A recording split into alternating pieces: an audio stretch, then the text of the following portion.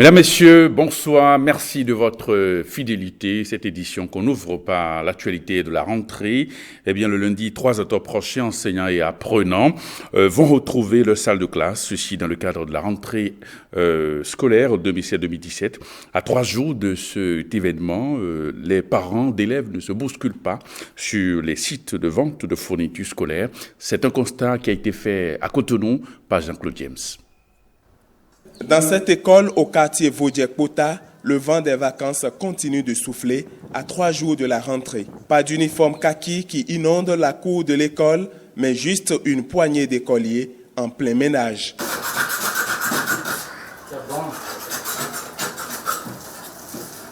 Sur les différents sites de vente de fournitures scolaires, ce n'est pas la grande affluence. Je suis venu m'approvisionner pour les fournitures scolaires de mes enfants. La crise économique, comme elle vient de s'annoncer, on fera tous nos efforts pour envoyer nos enfants à l'école parce que l'État a déjà fait ses efforts pour ouvrir les écoles pour nous. Les fournitures sont légèrement chères.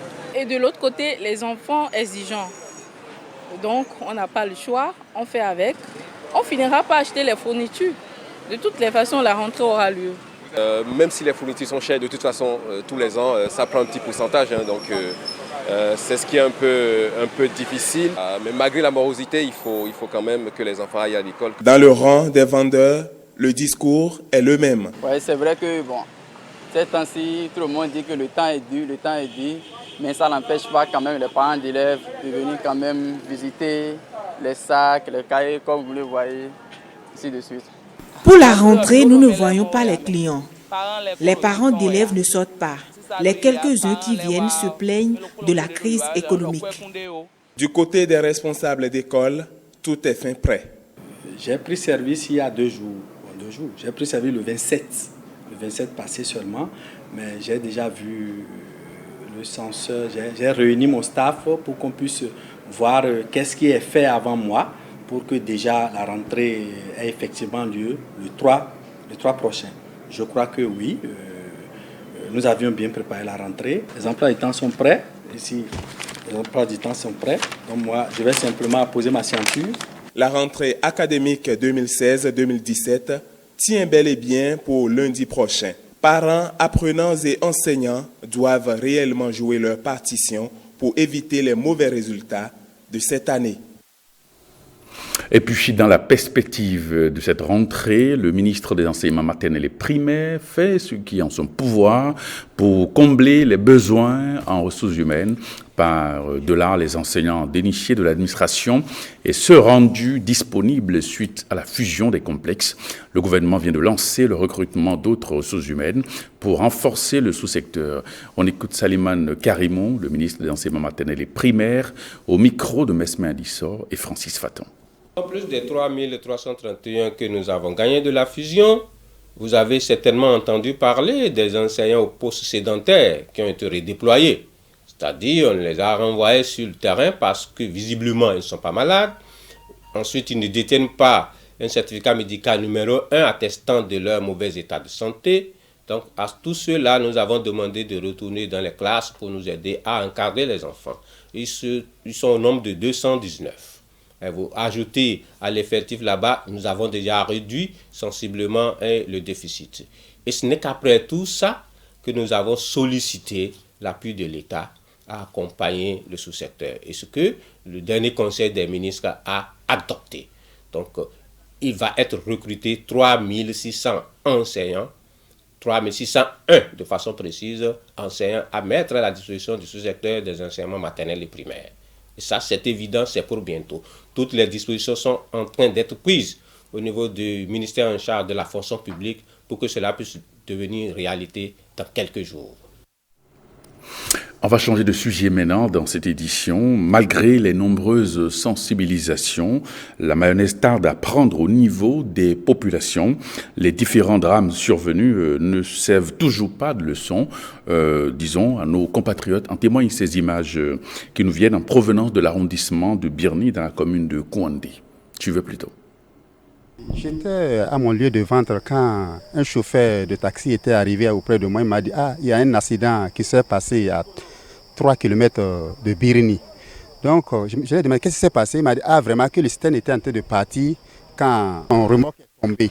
Et d'aller avec les bidons, il a dit, ah, nous, on ne se présente pas à ces lieux, pareil. Mais je vais aller voir ce qui se passe quand même. Quand ça s'est produit comme ça, ils ont appelé la brigade de Birini. Immédiatement, la brigade s'est présentée dans les lieux, empêcher aux populations de s'approcher des lieux. Vraiment, ils n'ont qu'à beaucoup se méfier de ces faits. Car on a des exemples, même s'ils ne connaissent pas, ils n'ont qu'à savoir que ça a produit des dégâts dans certains lieux. Il ne faudrait pas qu'on retrouve ce genre de trucs chez nous aussi. Quand on entend des accidents se produire comme ça, il est très nécessaire de ne pas s'approcher des lieux. Surtout quand c'est des véhicules de transport, des produits inflammables. Et puis ce gros pavé dans la mare, comment les traders suisses écoulent du carburant toxique en Afrique. C'est une enquête réalisée par l'ONG Public Eye. Elle dévoile l'ONG, les pratiques peu scrupuleuses des pétroliers suisses en Afrique. Le Bénin fait partie des pays concernés. Suivez ici ce reportage de Ramanou Lawani et Eloge Kiki et Jérôme Bois. Dans son enquête intitulée Diesel Sale, l'ONG Public Eye a relevé des pratiques des traders pétroliers suisses en Afrique, pratiques qui consistent à fournir du carburant dont la teneur en soufre serait 200 à 1000 fois supérieure à celle de l'essence distribuée en Europe et dans les pays occidentaux. Le Bénin fait partie des pays africains concernés. On ne peut pas débarquer un litre de produit au Bénin sans que ce soit ce que le législateur a prévu en termes de qualité. Le taux de soufre que l'on doit dégager à partir d'une certaine quantité est vu, étudié et apprécié par la direction de l'énergie. Donc on ne se lève pas un matin pour amener ce qu'on veut, quand on veut, comme on veut. Le directeur du laboratoire régional de sûreté sanitaire, d'expertise et analyse à Egypt Africa Université salue l'enquête, mais il refute le rapport. Il invite plutôt à être prudent. Ils ont le mérite de dire ce qui se passe, une partie de ce qui se passe ou une partie de ce qui va nous arriver. Mais par rapport aux paramètres qu'ils ont choisis, ils ont tiré à côté, comme on le dit dans le langage vulgaire. Le soufre ne fait pas l'objet de tout ce problème, tout ce tapage dont on parle, mais je leur concède qu'une part de sérieux dans ce qui a été dit, c'est que le benzène et les hydrocarbures aromatiques polycycliques constituent de gros dangers, mais il faut être très prudent, il faut que nos populations comprennent une chose, la réglementation du Bénin elle est bonne, mais très mal appliquée. Et nous pensons que nous sommes dans une situation plutôt de guéguerre entre des distributeurs, des marketeurs, donc des multinationales. Certains ont perdu pied et puis se servent des failles que nous avons dans notre système pour aggraver la situation, aggraver l'affaire. Quant aux associations de défense des consommateurs, elles pensent que quelle que soit sa qualité, ce rapport doit faire l'objet d'une prise de conscience. Nous devons prendre ce rapport au sérieux, même s'il n'est pas fondé, à partir du moment où il s'agit d'une situation qui pourrait engager la santé et la vie des populations. Donc, il y a lieu de prendre ce rapport et ça doit nous amener peut-être à revoir nos pratiques dans nos États africains. Depuis l'annonce au Sénégal et en Côte d'Ivoire, des mesures ont été prises. Mais au Bénin, aucune déclaration n'est encore faite à ce sujet. Et parlons maintenant de cet atelier régional de dissémination du rapport de l'ANSIS, de ce qu'on peut appeler donc le corridor. Eh bien, valider ces rapports de consultants, rapports relatifs au projet de facilitation du commerce et du transport sur le corridor Abidjan-Lagos. Voilà l'actualité cette activité donc s'est déroulée cette semaine à Cotonou. Et voici le compte rendu de Marie-Louise Perrin. Partager avec les parties prenantes le niveau d'atteinte des indicateurs de performance du projet de facilitation du commerce et du transport sur le corridor Abidjan-Lagos est le but visé par le secrétariat exécutif de l'OCAL, organisation du corridor Abidjan-Lagos à travers ses assises. Chaque 6 mois, on collecte des données et à la fin de l'année, nous regroupons toutes les parties prenantes, c'est-à-dire les douanes, les ports, les comités nationaux de facilitation pour venir présenter les performances de chacun des pays. Parce que quand vous produisez des données, vous êtes obligé de montrer les données pour que les gens s'entendent dessus. Ensemble, avec chacun fait des améliorations. Voilà, c'est l'objectif. Et une fois que c'est validé, on peut produire pour le diffuser. Le corridor Abidjan-Lagos, c'est un parcours de plus d'1 millier de kilomètres. C'est au total une population résidente estimée à 30 millions de personnes, avec une population en transit se chiffrant à 47 millions de personnes par an. Le même corridor draine aujourd'hui, selon les statistiques, pratiquement 75% des activités économiques de l'espace du Haut. Donc, comme vous le voyez, les enjeux de la facilitation du commerce et des échanges de transit sur cet espace revêtent pour nous une importance capitale. Vous aurez à partager les résultats de mise en œuvre des activités de l'an 6 pour le Bénin, le Ghana et le Togo, et celles de l'an 4 pour la Côte d'Ivoire et le Nigeria en vue de trouver des solutions consensuelles. Il y a eu des avancées notables durant les 6 dernières années. En témoigne le premier indicateur de performance qui n'est rien d'autre que le guichet unique. Et malgré tout, des efforts restent à fournir pour faciliter la libre circulation des personnes et des biens le long du corridor. Et puis les membres du Navi Mercy Ship ont reçu un don numéraire de la Fondation MTN Bénin. Il s'agit d'un acte symbolique qui rime avec les objectifs et valeurs qu'entendent défendre la dite fondation. Diane Amossou-Béanzin et Patrick Jossou pour plus de précisions. 5 millions de francs CFA, c'est le montant du chèque offert par la Fondation MTN à l'hôpital flottant Mercy Ships.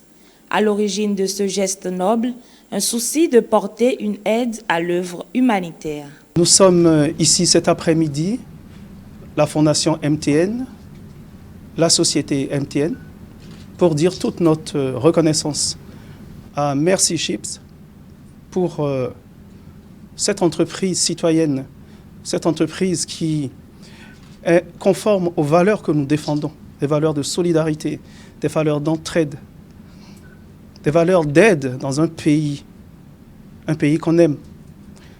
Et de voir ce qu'ils font, de voir toutes ces belles choses, ces choses utiles, ces choses que seul le cœur vous permet de faire, nous touchent. Alors, au-delà de la connexion Internet pour laquelle on s'était déjà vu, la Fondation MTN a décidé de faire un don en numéraire, un chèque de 5 millions. Au nom de tout le personnel de Mercy Ships, le directeur du navire hospitalier a tenu à remercier les donateurs. Je remercie du fond du cœur, de la part de tout l'équipage, tous nos donateurs de par le monde et tous nos bureaux, nos 16 bureaux nationaux de par le monde. Vous avez vraiment le cœur dans votre fondation, dans le commercial, d'aider les gens. Et là, vous nous aidez à aider les gens. Et je vous remercie infiniment pour cela. Une visite guidée du bateau Mercy Ships a permis aux membres de la Fondation MTN et MTN Business de constater qu'ils ont semé dans la bonne terre. Et puis, comment soigner la maladie du pied beau? L'ONG Nyonatin, en partenariat avec Cœur International, suit à cet effet une formation sur la méthode de Ponseti. La formation est faite par les médecins de Mercy Ships. L'ONG Nyonatin entend, vous le savez, faire après une prise en charge gratuite du pied beau chez les enfants de moins de 2 ans. Voyons le reportage. Ils ne savent pas que soigner les malades. Les médecins de Mercy Ships forment aussi. Depuis 2 semaines, les participants ont suivi une formation de prise en charge sur la méthode Ponseti, une méthode qui permet de guérir le pied beau. Cette année, avec Mercy Ships, nous travaillons avec cette clinique qui a déjà fait certaines formations pour cette clinique ici sur les pieds beaux. Il leur avait enseigné la méthode Ponseti. Ce que nous faisons cette année, c'est nous concentrons toutes nos formations sur cette clinique. We are really concentrating all our training on this clinic here, Club Feet. Préparer des experts ici au Bénin sur le traitement des pieds beaux. Of how to treat club feet. La formation a été rendue possible grâce à l'ONG Cœur International. Elle va permettre à l'ONG Nyonatin du Bénin de faire une prise en charge gratuite du pied beau chez les enfants de moins de 2 ans.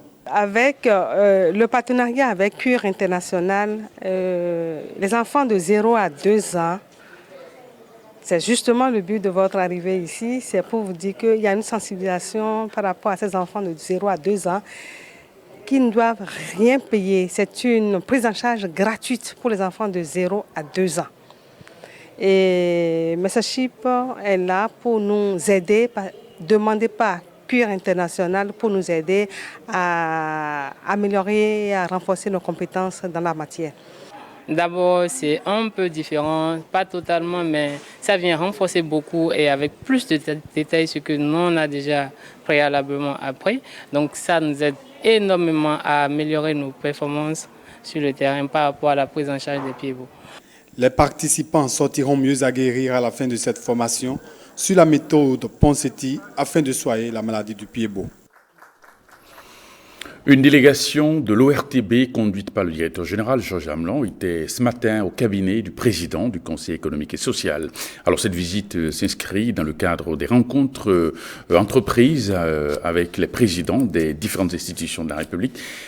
Une rencontre qui a permis donc à l'équipe dirigeante de l'ORTB de s'entretenir avec le président Tawibian sur la nouvelle vision de l'Office de radiodiffusion et télévision du Bénin. Les échanges ont également porté sur la question de l'indépendance financière des médias du service public. On écoute Georges Amelon au micro d'Aurélie Sauton. Les institutions de la République sont des partenaires privilégiés de l'ORTB. Et nous sommes bien décidés aujourd'hui à l'ORTB à renouer véritablement le contact avec ces différents partenaires. Comme nous l'avons dit, nous avons à cœur de regagner la confiance des Béninois. Nous ne pouvons pas le faire sans aller vers les institutions, sans les informer également qu'avec les réformes qui sont en cours à l'ORTB, sur nos différentes chaînes aujourd'hui, la parole sera donnée à tous les Béninois sans aucune exclusive, mais également aux institutions de la République, parce qu'il leur revient d'expliquer aux citoyens le travail qu'elles font, mais d'expliquer aussi, de répondre aussi à bon nombre de questions que se posent nos concitoyens.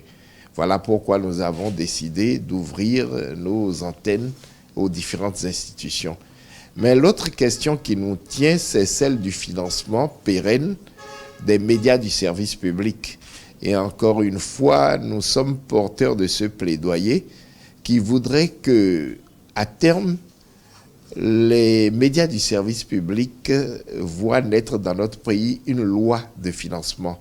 Une loi qui rende leurs ressources pérennes et qui leur permette de nourrir de véritables projets qui leur feront prendre la dimension qui doit être la leur dans un pays démocratique comme le Bénin. Et puis le président de la Haute Autorité de l'Audiovisuel et de la Communication a reçu en audience ce matin l'ambassadeur du Japon au Bénin, Dani Isukahara, s'est réjoui des relations entre son pays et le Bénin. Il a également apprécié le travail de la presse béninoise. Il est au micro de Robert Adé. Je vais quitter définitivement le Bénin le 21 octobre prochain, après presque 4 ans de séjour ici. Et donc, c'est pour lui remercier la sympathie et l'amitié qu'il m'a accordé durant mon séjour de 4 ans et présenter mon successeur qui va certainement venir ici au Bénin le début novembre prochain. J'ai pas mal d'occasions de rencontrer et partager le repas avec les journalistes béninois et j'apprécie leur sens de professionnalisme et puis la franchise de parole. Mais toujours est-il, je trouve que la plupart des journalistes gardent toujours la responsabilité d'être l'informateur auprès du peuple béninois. 25 opérateurs de lutte contre l'immigration clandestine en mer sont en fin de formation, de stage de renforcement de capacité. Au cœur de cette formation, les participants ont réalisé quelques exercices pratiques d'enquête sur la mer. La cérémonie de clôture a été sanctionnée par une remise d'attestation. Voyons le compte-rendu signé Igor Ayosor Cécile-Rondé. Comment lutter efficacement contre l'immigration clandestine maritime? Au bout de 5 jours de remise à niveau, ces fusiliers marins Policiers et juristes ont un début de réponse à cette question. Nous avons, après avoir fait tous ces rappels théoriques, nous avons mis en cas pratique sur le port de Cotonou un exercice en dissimulant des clandestins sur un cargo, et les gendarmes et le personnel présent étaient chargés de faire l'enquête, et ils ont été mis face à des difficultés liées à ce type d'enquête. Il est nécessaire que vous preniez vraiment beaucoup en compte les connaissances que vous venez d'acquérir pour pouvoir, dans vos actions, agir, raison garder, et pour permettre à nos différentes institutions d'être très efficaces dans la lutte contre cette criminalité qui se développe dans la mer. Sandrine Bio est l'une des femmes présentes à cette séance de recyclage. Elle estime en avoir tiré profit. On nous a appris pendant ces 5 jours comment réagir si on tombait sur un groupe de migrants, comment agir, les ramener au pays sans pour autant les maltraiter, en respectant les droits de l'homme. Personnellement, ça m'a apporté beaucoup de connaissances parce que je ne connaissais pas grand-chose sur le domaine judiciaire. Mais là, maintenant, je sais un peu quoi faire, comment réagir face à un groupe de migrants en mer. Ce que j'ai retenu qui nous a beaucoup intéressé dans ce stage, c'est le brassage interforce. Nous sommes retrouvés avec nos collègues de la marine, de la gendarmerie, même les magistrats, ceux-là qui nous rendons compte après nos procédures. L'avantage de ces séminaires, c'est qu'il y a une synergie d'action. Voilà, vous comprenez mieux, et quand vous vous retrouvez sur le terrain finalement face à de telles situations, c'est beaucoup plus facile de coordonner. Cette formation présage de meilleurs résultats dans la lutte contre l'insécurité sur nos côtes. Sport à présent, du 1er au 4 septembre dernier, le Bénin a été le carrefour du premier championnat ouest-africain de roller sport. L'équipe béninoise a raflé plusieurs médailles conformément à la tradition.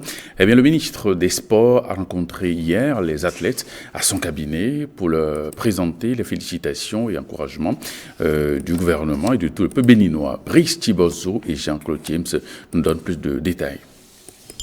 La moisson de notre capitaine, le trophée du meilleur athlète homme de la compétition. Grâce à Abraham Amoussou et ses coéquipiers, le Bénin vient de réaliser l'exploit. 28 médailles remportées au premier championnat ouest-africain de roller sport, Cotonou 2016. Nous avons eu 12 médailles en or, 11 en argent et 5 en bronze. Nous avons des perspectives pour l'année 2017. Et donc, on aimerait un accompagnement pour qu'on puisse vite commencer les entraînements. Cette performance mérite les encouragements de la nation.